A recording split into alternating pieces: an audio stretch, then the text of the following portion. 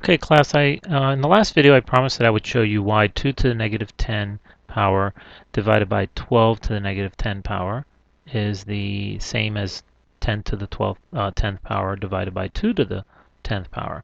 And I think what we'll do is we'll first start off with the denominator 10 to the negative 12 to the negative 10 power. And we know that we can express this value of 1 divided by 10 to the negative 10th power as 12 to the 0 power. We know that that's equal to 1. Okay, so this is equivalent. And we have 10 to the negative, or excuse me, 12 to the negative 10 power again.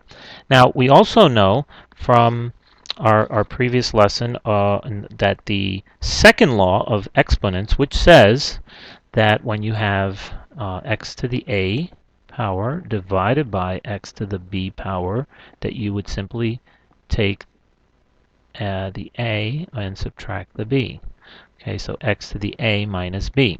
So let's do the same thing here, and we're going to end up with 12 to the 0 minus negative 10.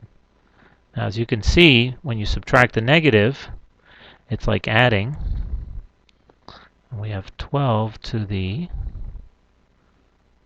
0 plus 10, which means we have 12 to the 10th power. Okay, so we can see here where 1 divided by 12 to the negative 10th power is equivalent to 12 to the 10th power divided by 1. Okay, so we can see that when we have a negative exponent, we can simply place it on the top and turn it into a positive. And conversely, you can do the same with 2 to the negative 10 power. You can bring it to the bottom and express it as 2 to the negative 10th power. Let me pause, clean this up, and I can show you how that worked. Okay, class, I moved over the 10 to the 12 to the 10th power divided by 1. But we probably should have used different numbers.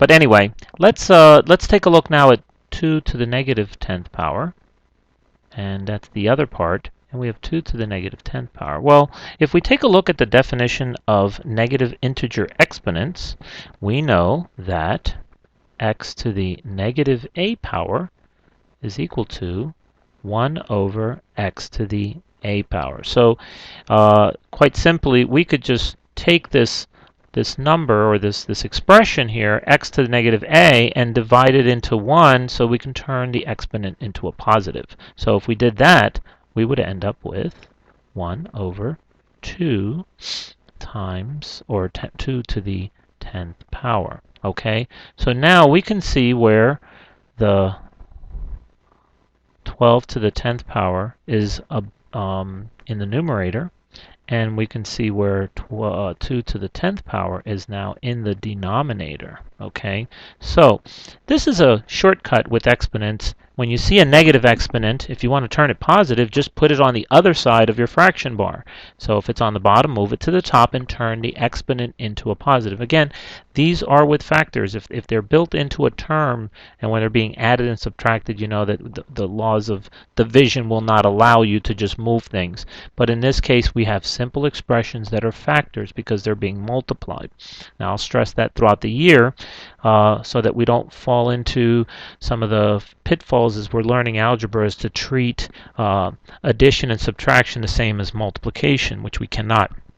We've already shown that example in this chapter when we were raising to a power, or even in this lesson 6. So, but if you do have factors and they're just simply terms that are being multiplied, in this case they're single terms, you can flip them, move one to the top and the other one to the bottom, and change their exponents into positives.